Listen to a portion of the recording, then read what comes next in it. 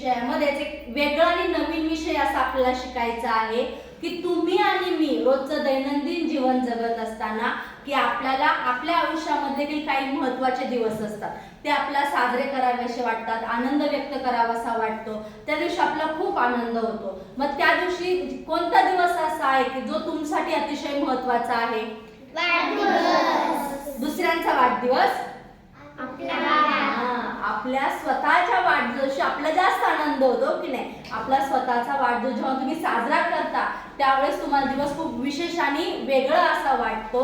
तसंच की आपण ह्या समाजामध्ये वावरत असताना, जीवन जगत असताना की आपल्याला आपल्या पूर्ण वर्षामध्ये कोणत्या महिन्यामध्ये कोणते महत्त्वाचे दिनविशेष येतात हे माहीत असणं गरजेचं आहे.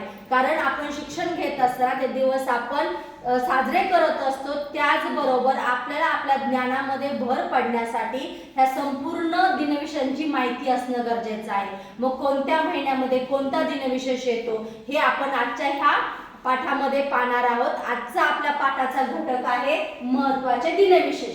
मग इंग्रजी महिन्यांप्रमाणे जानेवारी महिन्यांपासून तर डिसेंबर महिन्यांपर्यंत कोणकोणते दिनविशेष येतात ते महत्त्वाचे आहेत, तुमच्या उपयोगाचे आहेत. यात बरेचसे काही राहिले असतील, आपण ते पुढच्या नवीन पाठामध्ये पाहूया. पण आज आपण ह्या सगळ्या दिनविशेषांची एक नव्याने ओळख करून घेऊया. मग ही ओळख करून घेत असताना तुम्ही सगळ्यांनी काळजीपूर्वक ऐकायचंय, लक्ष द्यायचंय आणि ते स्मरणात ठेवण्याचा प्रयत्न करायचा आहे. म्हणजे हे संपूर्ण हे दिनविशेष तुमच्या लक्षामध्ये राहतील. आता हे सगळे दिनविशेष मी आधी लिहून घेतलेले आहेत. या दिनविशेषांचं आपण आता वाचन करूया.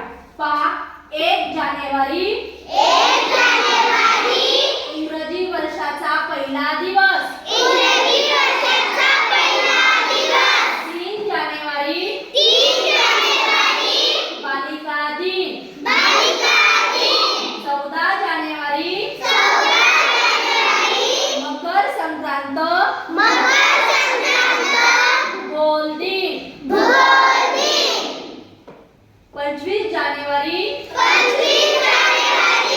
राष्ट्रीय मतदार दिन.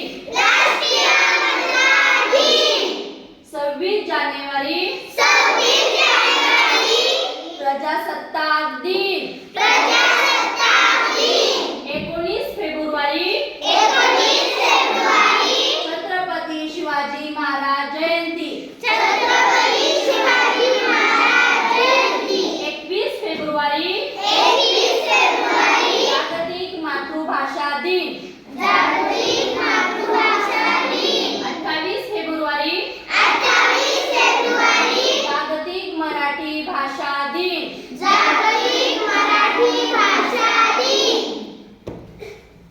28 फेब्रुवारी राष्ट्रीय विज्ञान दिन. 8 मार्च आंतरराष्ट्रीय महिला दिन.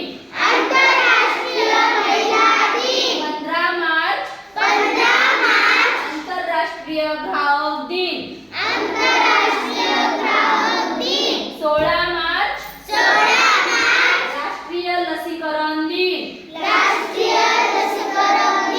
21 मार्च पृथ्वीवर दिवस रात्र समान. 21 मार्च जागतिक वन दिन.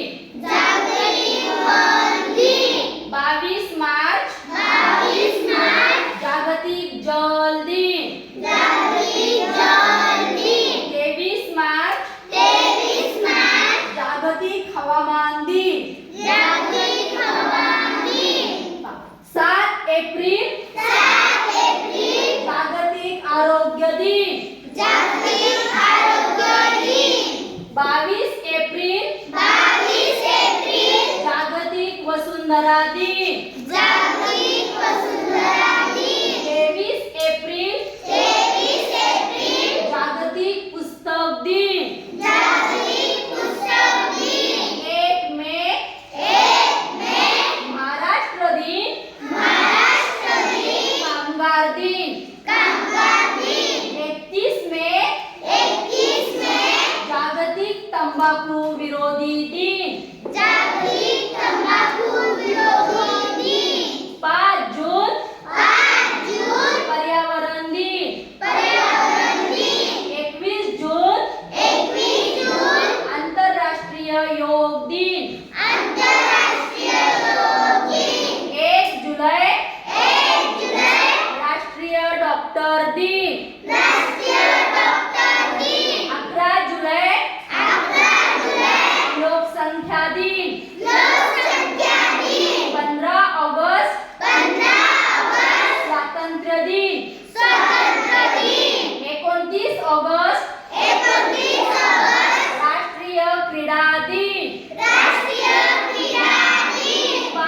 सप्टेंबर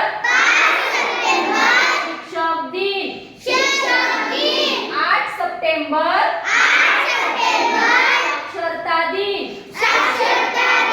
14 सप्टेंबर हिंदी दिन 2 ऑक्टोबर महात्मा गांधी जयंती 2 ऑक्टोबर लाल बहादूर शास्त्री जयंती 9 ऑक्टोबर जागतिक टपाल दिन 15 ऑक्टोबर जागतिक हात धुवा दिन 14 नोव्हेंबर बाल दिन 11 नोव्हेंबर राष्ट्रीय शिक्षण दिन 1 डिसेंबर जागतिक एड्स प्रतिबंध दिन 2 डिसेंबर जागतिक संगणक साक्षर दिन 3 डिसेंबर जागतिक विकलांग दिन 4 डिसेंबर नवदोल दिन 7 डिसेंबर ध्वज दिन 10 डिसेंबर मानवी हक्क दिन 22 डिसेंबर राष्ट्रीय गणित दिन 23 डिसेंबर किसान दिन तर हे सगळे महत्त्वाचे असे दिनविशेष आहेत. याच्यामध्ये अजून बरेचसे काही राहिलेले आहेत, त्याचाही आपण पुढील पाठामध्ये अभ्यास करणार आहोत, त्याचाही आपण आपल्या याच्यामध्ये उपयोग करून घेणार आहोत. आता हे सगळं तुम्ही वाचलं बरोबर. आता हे तुम्हाला सगळ्यांना वारंवार वाचायचे आणि लक्षात ठेवायचे कोणत्या तारखेला कोणत्या महिन्यामध्ये कोणता महत्त्वाचा असा दिनविशेष आहे. आता याच्यामध्ये मुद्दामून घेतलेला नाही मी तो एक दिनविशेष आहे जो शाळा सुरू व्हायच्या आधी 2 दिवस आपण साजरा केला. तुम्ही त्याचा मुलींनी व्हिडिओ देखील काढला. असा कोणता दिवस होता? संविधान दिन. बरोबर. किती तारखेला? बरोबर. संविधान दिन साजरा करायला तुमच्या बरोबर लक्षात राहिलं. आपण नोव्हेंबर महिन्यामध्ये 26 नोव्हेंबरला कधी 26 नोव्हेंबरला संविधान दिन साजरा केला होता. या अशा छोट्या छोट्या गोष्टी आहेत, ह्या छोट्या पूर्ण लक्षात ठेवायच्या असतात. जेव्हा हे संपूर्ण महत्त्वाचे असे दिनविशेष आहेत हे सगळे तुम्ही लक्षात ठेवा, तेव्हा तुम्हाला शिक्षण घेत असताना विविध परीक्षा तुम्ही देत असताना या ज्ञानाचा उपयोग तुम्हाला होणार आहे. त्यामुळे आपल्या आयुष्याची जडणघडण होण्यासाठी समाजामध्ये वावरताना शिक्षण घेत असताना शिक्षणाची पायरी वर चढत असताना हे महत्त्वाचे दिनविशेष आहेत ते आपल्याला माहीत असायला पाहिजे. सगळ्यांना हे लक्षात आलं? सगळ्यांना हे माहीत झाले. मग याच्यावरचा जो प्रश्नोत्तरांचा सराव आहे तो आपण थोड्या वेळाने याचा सराव करून घेऊया, प्रश्नोत्तर रूपामध्ये घेऊया, म्हणजे तुमच्या हे दिनविशेष सगळे लक्षामध्ये राहतील. पण हे मात्र तुम्हाला वारंवार वाचून आणि पाठ करूनच लक्षात ठेवावं लागेल. सोपी गोष्ट आहे. एका महिन्यामध्ये जानेवारी महिना घेतला इंग्रजी महिन्यातला, त्या महिन्यामध्ये कोणते दिवस आहेत, मग कोणते महत्त्वाचे दिनविशेष त्याच्यामध्ये आहेत, असं छोट्या छोट्या गोष्टी करून लक्षात ठेवायचं. तुम्ही जर तारखानुसार पाठ करायला जाल तुम्ही विसरून जाल. मग जानेवारी महिन्यामध्ये कोणते, फेब्रुवारी महिन्यामध्ये कोणते, असं करत करत डिसेंबर महिन्यापर्यंत कोणकोणते महत्त्वाचे दिनविशेष आहेत हे तुमच्या चटकन लक्षात राहतील.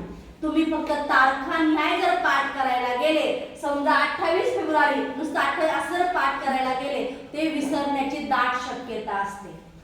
आपल्या जास्त काळ ते स्मरणामध्ये राहत नाही. याचा अनुभव तुम्हाला आहे.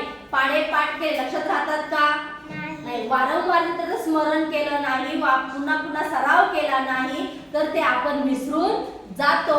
याचंही तसंच आहे. म्हणून पाठ करण्यापेक्षा कोणत्या महिन्यामध्ये, जानेवारी महिन्यात किती महत्त्वाचे दिनविशेष आहेत, मग कोणत्या तारखा आहेत, एवढं लक्षात ठेवलं की तुम्हाला पुढचा दिनविशेष आपोआप आठवणार आहे.